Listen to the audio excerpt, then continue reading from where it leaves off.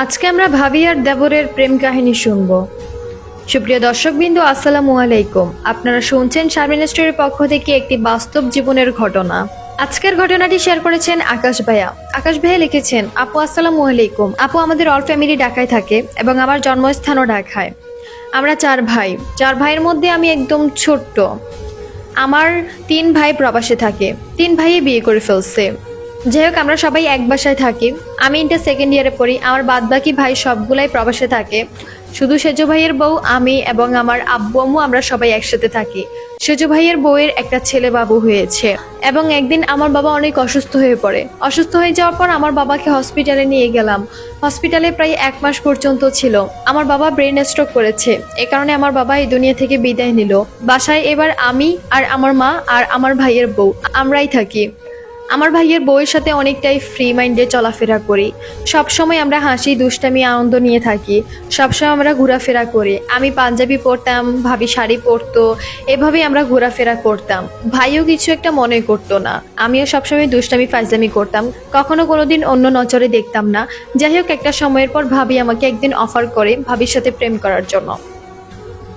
আমি একটু হতবাগা হয়ে বলতেছিলাম যে, ভাবি আপনার সাথে আমি প্রেম করব? আচ্ছা, আমার ভাইটার কি হবে আপনার সাথে যদি আমি প্রেম করি? মা, সমস্যা কি? যখন তোমার ভাই দেশে আসবে তখন তুমি একটু সতর্ক হয়ে গেলেই তো হয়ে যাচ্ছে। যাই হোক, আমার আম্মু অনেক অসুস্থ মানুষ ছিল, সবসময় শোয়ার মধ্যেই থাকতো। প্যারালাইসিসে এক অঙ্গ চলে গিয়েছিল। এই কারণে আমার আম্মু তেমন একটা হাঁটা চলা করতে পারতো না। আমার আম্মু সবসময় খেঁচবত আমার ভাবি করতো। আমার ভাবিকে সব দিক থেকে আমার অনেক ভাল লাগে। তার কারণ হচ্ছে আমার ভাবি একজন সুন্দরী মহিলা ছিল এবং আমার ভাবি সবসময় দুষ্টামি ফাজলামি নিয়ে থাকতো, আমার আম্মুর সেবা যত্ন করতো। এই কারণেই ভাবিকে আমার অনেক বেশি ভালো লাগতো। আস্তে আস্তে ভাবির সাথে আমার প্রেম হয়ে গেল। প্রেম হয়ে যাওয়ার পর আমরা দুজন অনেক ঘনিষ্ঠভাবে চলাফেরা করতেছিলাম। কেউ জানতো না আমাদের এই ঘনিষ্ঠ সম্পর্কটা, কেউ জানতো না আমরা যে এরকম ভাবে চলাফেরা করি। যাই হোক, এভাবে আমাদের প্রেমের সম্পর্কটা প্রায় 2 বছর যায়। 2 বছর যাওয়ার পর আমার ভাই দেশে আসলো। দেশে আসার পর আমার ভাই আর আমার ভাইয়ের বউ খুব হ্যাপিতেই আছে, কিন্তু এই দিক দিয়ে আমি অনেক জেলাস ফিল করতেছিলাম। আমি কেন জেলাস ফিল করতাম তার একটি কারণ হচ্ছে, আমার ভাই সবসময় দুষ্টামি ফাজলামি করতো আমার ভাইয়ের বউয়ের সাথে, আর আমি তো তাকে গার্লফ্রেন্ডের নজরেই দেখতাম। যাই হোক, একটা সময়ের পর আমার ভাই প্রবাসে চলে গেল এবং আমার ভাবিকে আমি বলতেছিলাম, আচ্ছা ভাবি, তুমি কি আমাকে চাও নাকি ভাইকে চাও বলো তো? তারপর বলতেছে, কেন? আমি তোমাকেও চাই, আমি তোমার ভাইকেও চাই। আমি বলতেছি, তাহলে কি আমার জীবনটা ধ্বংস করবা তুমি? তারপর ভাবি বলতেছে, কেন ধ্বংস কেন করবো বলো তো? তুমি কি আমার কাছ থেকে কোনো কিছু কমতি পাচ্ছ?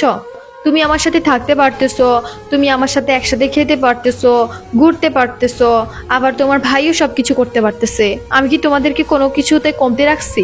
আমি বলতেছি, ও মাই গড ভাবি, তুমি সব কি বলতেছো? তুমি চারদিক থেকেই খেতে চাও?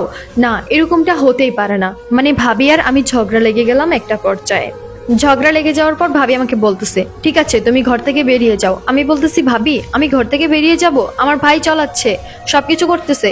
ও মা, তখন দেখি ভাবির রূপটা একদম চেঞ্জ হয়ে গিয়েছে।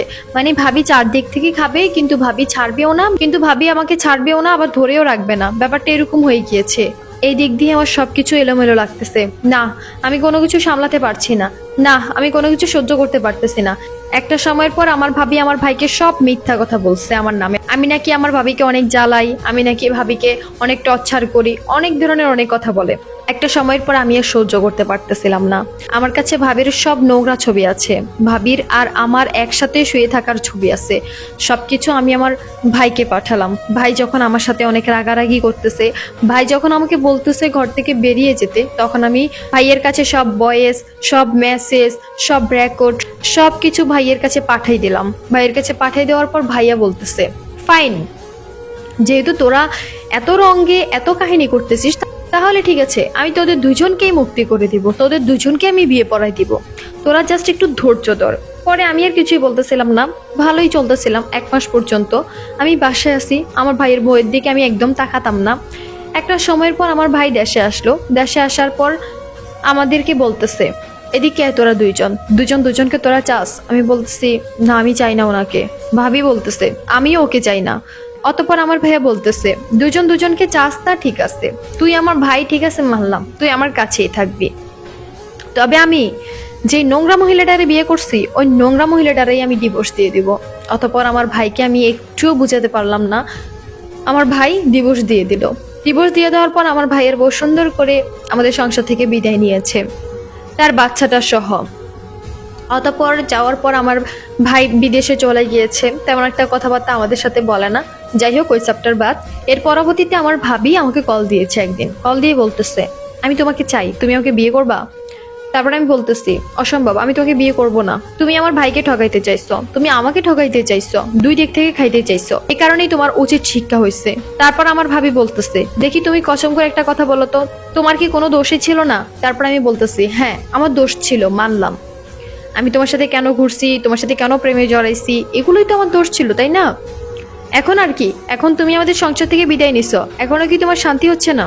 যাই হোক, আমার ভাবি তো অনেক সুন্দরী একজন মহিলা ছিল এবং দুষ্ট একজন ফাজিল একটা মহিলা ছিল। এই কারণে অন্য একটা ছেলেকে পটাই বিয়ে করে এখন ভালোই আছে। মাঝে মধ্যে আমাকে কলতল করে, আমরা ফ্রেন্ডলি কথাবার্তা বলি। একটা সময়ের পর আমার মাটাও এই দুনিয়া থেকে বিদায় নিল। অতঃপর আমি প্রবাসে চলে আসলাম। প্রবাসে এখন টাকা পয়সা ইনকাম করতেছি, জমাচ্ছি। এই হলো আমার জীবনের ছোট্ট একটা স্টোরি। তবে এখন একটা মেয়ের সাথে প্রেম করছি, মেয়েটাকে দেশে গেলে বিয়ে করব আর একটু সেটেল হলে ইনশাল্লাহ। এই হলো আমার জীবনের ছোট্ট একটা স্টোরি। আপু তুমি টাইমলাইনে আমার স্টোরিটা তুলে ধরবা। ভাইয়া তোমার জীবনের স্টোরিটা শুনলাম, শোনার পর আমার কাছে একটু অবাক লেগেছে। সচরাচর এরকম স্টোরি আমার কম শেয়ার করা হয়, আমি কমই পাই। তবে আমি তোমাকে একটা কথা বলি, দোষ কিন্তু তোমারও ছিল। তোমার ভাইয়ের বউ যে ছিল ব্যাপারটা এরকম না, তোমারও কিন্তু ছিল। কেন তোমার ভাইয়ের বউয়ের সাথেই বাজে একটা সম্পর্ক ঘোরাতে হবে বলো তো?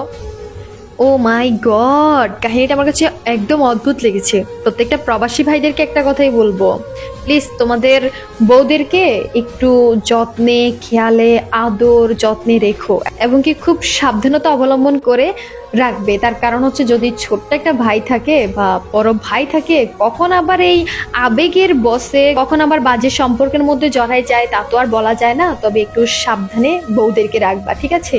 কারণ কাহিনীটা শুনে আমার কাছে একটু অবাক লাগলো।